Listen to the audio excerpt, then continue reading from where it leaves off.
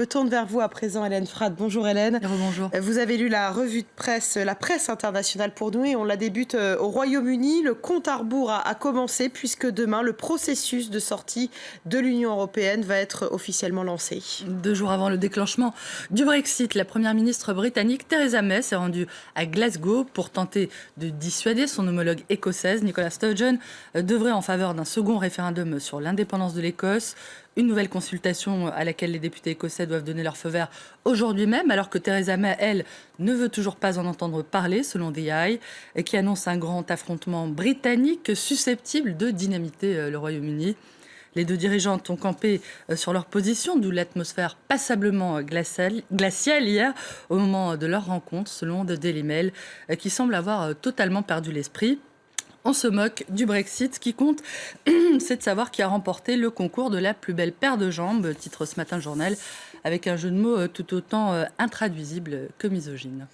Effectivement, The Herald en Écosse, Hélène parle de relations tendues entre deux gouvernements en position diamétralement opposée. Theresa May et Nicola Sturgeon ont peut-être souri pour la photo officielle, mais aucune démonstration de cordialité ne parviendra à masquer ce qui est en train de se passer, commente le journal, qui rappelle la volonté du gouvernement écossais de rester dans l'Union européenne et qui prévient que l'idée d'un consensus autour du Brexit est désormais morte et enterrée. Je cite: « L'Écosse ne veut pas plier face à la fermeté affichée de Theresa May que le dessin de Steve Bell pour The Guardian montre, on va le voir, en arlequin farfelu qui tente visiblement d'impressionner Nicola Sturgeon.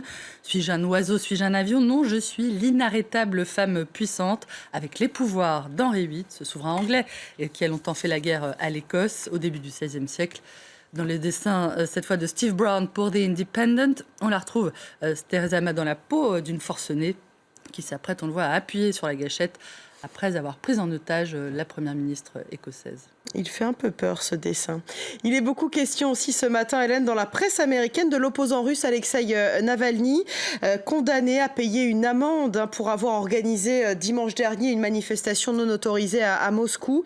Condamné également à 15 jours de détention pour refus d'obtempérer. Celui que The Washington Post présente comme un opposant avisé et déterminé du Kremlin devrait néanmoins reprendre sa campagne contre ce qu'il appelle le parti des escrocs et des voleurs, selon le journal, qui cite les enquêtes d'Alexeï Navalny sur la corruption présumée des plus hauts dirigeants russes, y compris du Premier ministre Dmitri Medvedev, qu'il accuse d'avoir accumulé des richesses extraordinaires et de vivre dans un luxe incroyable en dépit de leur image publique modeste. Et The Atlantic nous rappelle qu'Alexeï Navalny, candidat à la présidentielle de 2018, n'est pas le seul à avoir été arrêté dimanche. Le site américain rapporte que des dizaines de milliers de Russes qui ont manifesté dimanche à travers tout le pays, notamment à Saint-Pétersbourg, Yekaterinbourg et Vladivostok, comme ici sur cette image, et que des centaines d'entre eux ont été effectivement interpellés au cours de ce qui est présenté comme la plus grande mobilisation contre Vladimir Poutine depuis les manifestations de 2011-2012. Mais assure Dmitri Trenin, qui livre ce matin son analyse dans The Guardian, quelle que soit l'ampleur de cette mobilisation, le président russe, qui est au pouvoir depuis 1999, n'abandonnera jamais le Kremlin. Le politologue russe, qui affirme également que la volonté de Poutine de façonner un nouvel empire russe ne s'arrêtera pas à l'Ukraine, salue néanmoins le fait que le président russe ait réussi à maintenir la Russie en un seul morceau et soit parvenu à restaurer son statut global, son rôle sur la scène internationale.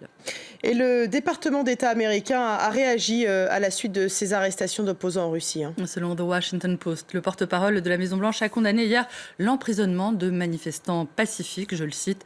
Une déclaration au cours de laquelle Sean Spicer a également annoncé que Jared Kushner, le gendre de Donald Trump, se rendra à l'invitation de la commission du Sénat américain qui veut l'auditionner dans son enquête sur les liens présumés entre l'entourage du président américain et plusieurs hauts responsables russes. À suivre donc. Merci beaucoup Hélène Frade pour cette revue de presse internationale.